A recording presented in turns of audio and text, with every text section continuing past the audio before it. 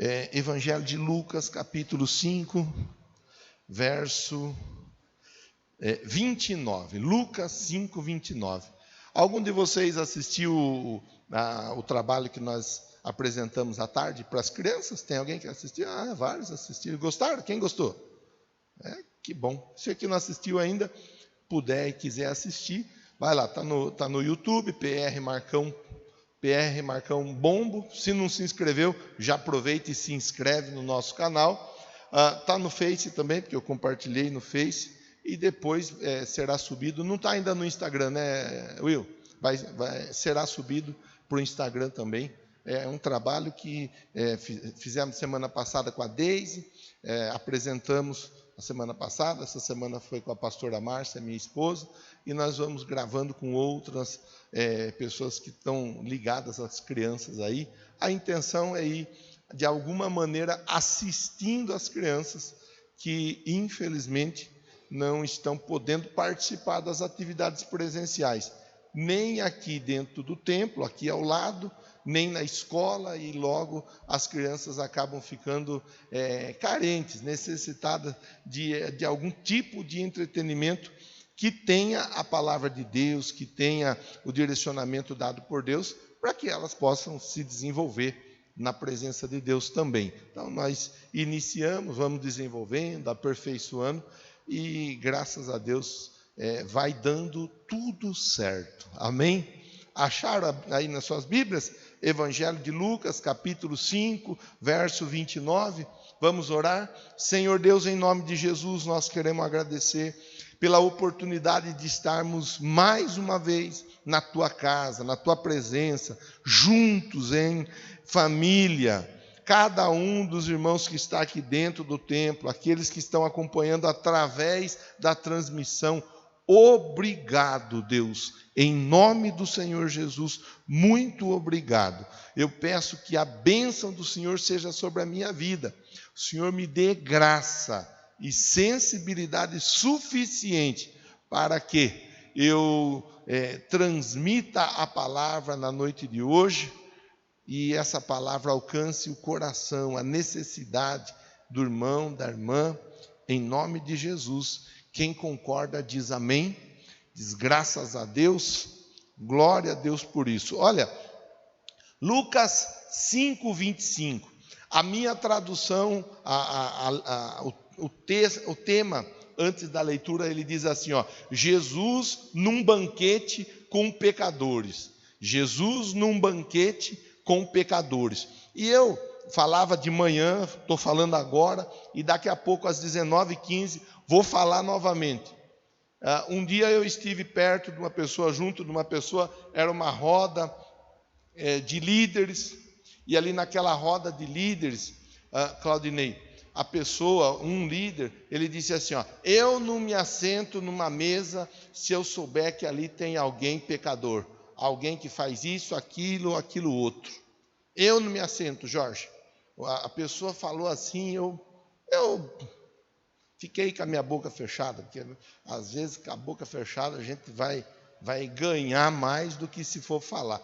Eu fiquei na minha. Mas me chamou a atenção, isso faz tempo. Faz mais ou menos, 2004 para cá, uns 16 anos. Mas até hoje eu lembro disso, Joe. Eu lembro dessa fala.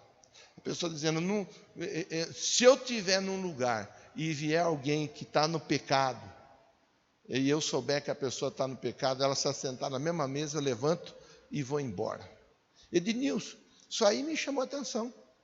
Me chamou a atenção porque você vai olhar a Bíblia, e aqui na Bíblia está escrito assim, Jesus num banquete com pecadores. E é exatamente isso que eu penso ser importante para nós pensarmos na noite de hoje, junto, porque daqui a pouco nós vamos participar da Santa Ceia do Senhor. Mas nós vamos participar da Santa Ceia do Senhor, e às vezes, se nós não tomamos o devido cuidado, nós acabamos ficando meio que religioso demais e cristão de menos, Celinho. Se nós não tomarmos cuidado, nós acabamos ficando mais ou menos que assim, como aquela pessoa, aquele líder que há tanto tempo atrás disse: eu não sento junto de pecador. Meu Deus, mas a Bíblia diz que Jesus, ele estava numa casa, num banquete, onde haviam pecadores. Façamos a leitura. Fez-lhe Levi um grande banquete em sua casa. Quer dizer, Levi, ele fez um banquete para Jesus.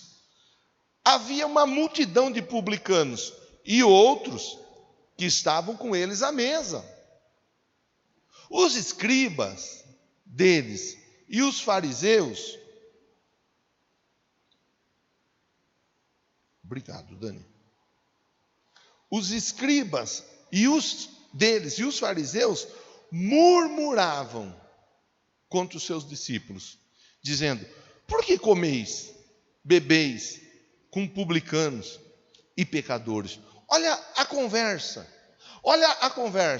Por quê? Come, por que bebe com publicanos, com pecadores? Por que se mistura? E esse é um perigo que qualquer um de nós, começando pelo pastor, qualquer um de nós corre, que é o perigo de começar a avaliar as pessoas, julgar as pessoas, olhar para as pessoas e começar a liberar um preconceito, um julgamento que acaba, de repente, trazendo sobre a vida da pessoa um peso espiritual que essa pessoa, de repente, não estava merecendo carregar. Mas mais do que levar sobre a pessoa, Rian, traz sobre a nossa vida uma dificuldade que é condenada pela palavra. A palavra de Deus nos ensina assim, olha, não julgueis, para que não sejais julgados. Porque com a mesma medida que vocês medirem, vocês também serão medidos. E ainda lhes será acrescentado. Um dia, quando foi para ungir Davi, rei de Israel, os irmãos de Davi passaram, um a um, antes dele, ele ainda estava no pasto, mas os irmãos de Davi foram passando. Samuel estava na casa do Jessé. Samuel, olhando para a aparência daqueles irmãos, daqueles homens, o Samuel olhando, ele estava pronto a ungir. É esse. E Deus dizia: não é. É o outro então. E Deus dizia: não é. Então é o outro ainda. E Deus seguia dizendo: não é. Porque o homem, ele olha a aparência, mas Deus olha o coração da pessoa. Nós não temos condições de ver, de saber o que está acontecendo dentro da pessoa. Cauê, nós não temos condições. Somente o Espírito Santo de Deus é que tem essa condição de saber qual é a motivação da pessoa. O próprio Paulo, numa ocasião, ele falou assim, olha, desventurado homem que sou, o mal que eu não quero fazer, isso eu acabo fazendo, mas o bem que eu quero tanto fazer, eu acabo não fazendo. Quer dizer, quem é que nunca passou por isso aqui? De não querer fazer algo que não fosse legal para si ou para alguém, mas acabou fazendo? Quem é aqui que nunca viveu uma situação como essa, querendo fazer algo legal para alguém, mas não dando conta de fazer? Todos nós, dia após dia, passamos por isso, enfrentamos essas situações. Então é importante nós olharmos, porque daqui a pouco nós vamos participar do corpo e do sangue de Jesus. É importante nós olharmos para o texto. No texto, os religiosos, aqueles que eram dotados do conhecimento, da teologia, os religiosos, aqueles que eram para ser os primeiros a ajudarem os demais a se aproximarem de Jesus. os religiosos estavam colocando obstáculos. Os religiosos estavam colocando dificuldades, criando problemas, como diz, causando. Eram os religiosos que estavam causando. Por que comeis, bebeis com publicanos, pecadores? Olha a pergunta deles. Olha eles inquirindo Jesus. Olha esses religiosos tentando colocar Jesus numa situação desconfortável. Mas veja o que é que Jesus responde. Respondendo Jesus, verso 31, disse-lhes: não necessitam de médicos que estão sãos, mas sim os que estão enfermos. Jesus, ele simplesmente, ele resolve a questão ali, fazendo uso de uma figura de linguagem, fazendo uso de uma comparação, fazendo uso de uma forma de se expressar que logo aqueles que estavam ouvindo compreenderiam, sem precisar ser dos mais cultos para se entender. Quem está são não vai no médico, não vai. Principalmente se for na cultura do brasileiro. Na cultura do brasileiro, por uma série de fatores, vai-se no hospital, vai-se no médico, quando já está assim, muito mal. Por exemplo, a Débora, que trabalha na área da odontologia. As pessoas costumam ir na odontologia, procurar um dentista antes, quando os dentes estão bonitos, lindos, maravilhosos, ou elas vão, procuram um dentista quando o dente já está mais para lá do que para cá. Não é assim? Via de regra é assim. A pessoa anda com o carro. Ela anda com o carro. O carro ele está ali por parar. Mas a pessoa ela dá uma ajeitadinha daqui, um parafusinho apertado de lá, um alicate de acolá, e aí ele fala: não, mas ainda dá para andar mais um pouco. Depois eu paro para arrumar. É assim ou não é? É da cultura do brasileiro, vamos falar da cultura do brasileiro, de pegar e o carro estando bom, em ordem, tudo funcionando certinho, ele pegar e separar uma semana, o carro vai ficar na oficina, fazendo ali um check-up, uma vistoria, tem a palavra que costuma usar, uma revisão, para que, se tiver alguma coisa que em breve vai danificar, já faça a troca necessária. Não é da cultura. Então, Jesus ele está dizendo assim, olha, não necessitam de médicos os que estão são, mas aqueles que estão enfermos. E Jesus é o médico dos médicos. O médico dos médicos é aquele que tem condições totais e absoluta de cuidar do corpo, mas mais do que cuidar do corpo, ele tem condições de cuidar da alma. Existem questões que faz-se exame de sangue, exame de urina, exame de fezes, tomografia, faz cintilografia, faz de tudo, tem muito exame, eu nem saberia falar o nome, são tantos e tão complexos os exames. Existem muitos exames que são feitos, principalmente na área da neurologia, para ver o sistema nervoso da pessoa, e não se identifica nada, mas a pessoa continua enferma, mas a pessoa continua mal, a pessoa continua doente. Por quê? Porque tem coisa que não é no físico, tem coisa que não é, tem doença que não é diagnosticada na pele, no sangue, não é diagnosticada numa foto, por mais avançada que a medicina esteja. Tem coisa, tem doença, tem enfermidade, tem dificuldade que somente o médico dos médicos terá condições de diagnosticar, e tão logo haja esse diagnóstico, ele possa prescrever a medicação, e a medicação é a palavra de Deus, aliada à ação do Espírito Santo. Você vê que o que acontece com esses escribas, esses doutores da lei, esses intelectuais, esses teólogos de plantão aqui, eles estão fazendo uma avaliação, um julgamento, um julgamento duro a respeito das pessoas.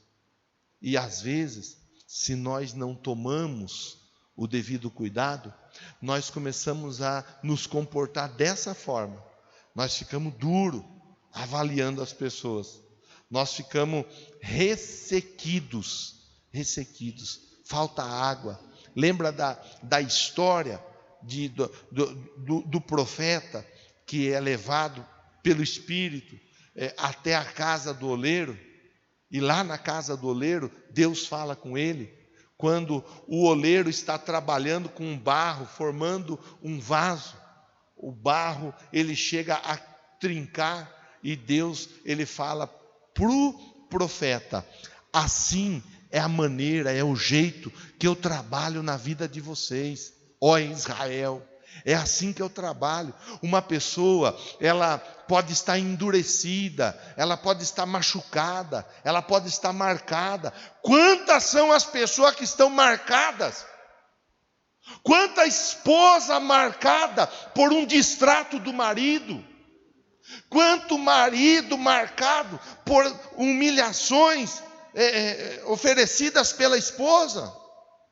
Quanto filho, quanta filha machucado pelo passar dos anos? Situações que aconteceram na vida da pessoa, às vezes questões familiares, pessoas sendo humilhadas, maltratadas dentro de uma empresa, num ambiente de trabalho. Quantas e quantas pessoas machucadas das maneiras mais variadas. E essa machucadura acaba criando uma aspereza, uma rudez, faz com que a pessoa se torne alguém áspero, rude, uma pessoa que não quer saber muito de muita coisa. Aí quando essa pessoa ela tem um encontro com Deus, com a palavra de Deus, como eu e você, nós estamos tendo um encontro com Deus e com a palavra dele na noite de hoje, essa pessoa começa a sofrer aquilo que nós estamos sofrendo nesse momento, que é o gotejamento do Espírito Santo na nossa vida, porque o barro, ele pode estar duro, ele pode estar ressecado, Marcão, mas o barro, quando você começa a colocar água nele, vai colocando água nele, ele vai ficando mais maleável, umidificado, ele vai ficando mais fácil para se trabalhar, e ele fácil para se trabalhar, maleável, o oleiro consegue formá-lo na forma que ele deseja. Eu e você, nós precisamos desse gotejar da água, que é símbolo do Espírito Santo de Deus. Nós precisamos, é por isso que é importante nós congregarmos. É por isso que é importante você estar aqui, você que ainda não pode vir para o templo, por isso está aí na sua casa, é importante congregar, é importante ouvir a palavra. Porque é a palavra, é a ação do Espírito que vai produzir em nós a umidificação necessária para que nós sejamos pessoas melhores, marido melhor, esposa melhor, filho melhor, patrão melhor, colaborador melhor, líderes melhores, cristãos melhores, seres humanos, pessoas melhores. É a palavra, através da ação do Espírito Santo na nossa vida, que vai nos moldando, que vai nos mudando, que vai nos transformando em pessoas melhores. Para finalizar a leitura e irmos para a Santa Ceia, aí Jesus conclui a fala dele dizendo assim, eu não vim chamar justos, mas sim os pecadores ao arrependimento. Não vim chamar justo. Jesus, ele está ali logo conversando com aqueles que estão à volta dele, dizendo assim, bom, é o seguinte, os justos, aqueles que são acima da média, estão dispensados dessa conversa. Porque essa conversa não é para justo, mas essa conversa é para pecadores. Para que os pecadores, eles venham ao arrependimento. Essa conversa é para eu e você. É para todos nós. Porque a Bíblia ensina para nós que não há um justo sequer. Todos pecaram e estão destituídos da glória de Deus. Todos. Pastor, mas todos? Até o pastor? Sim, principalmente o pastor. Todos pecaram. Não há um justo. E quando eu quero apresentar a minha justificativa, quando eu quero apresentar o meu motivo, a minha razão por ter feito isso, feito aquilo, aquilo outro, a Bíblia, ela me ensina assim, que as nossas justificativas, elas são como o trapo de imundícia. Trapo de imundícia é aquilo que as mulheres usavam no passado, quando no período menstrual. É o trapo da imundícia. Então, uma pessoa que faz aquilo que não é certo, que faz aquilo que não é errado, e ainda assim quer se justificar, quer falar, não, mas eu fiz por isso, ou eu fiz por aquilo, ou eu fiz por aquilo outro, essa pessoa, a justificativa dela é vista por Deus como um pano com sangue da menstruação. Eu sei que é forte falar assim, mas é assim que a Bíblia trata.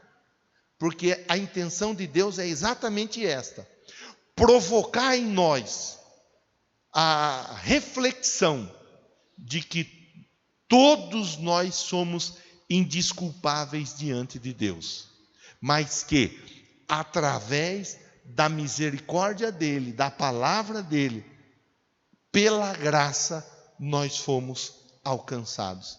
Então não é por obras, mas é pela graça que nós somos salvos. É pela graça que eu e você vamos participar agora da Santa Ceia. E é pela graça, é pela misericórdia, é pela bondade de Deus que nós somos perdoados. É pela graça que nós somos justificados. Justificado, pois, através do sacrifício, temos paz com Deus. O inimigo, o nosso acusador, ele vai querer nos acusar diante de Deus. Ele vai dizer assim, mas o fulano fez assim, mas a Beltrana fez assado, mas o ciclano fez cozido. E ali, 1 João 2,1 ensina que Jesus é o nosso advogado.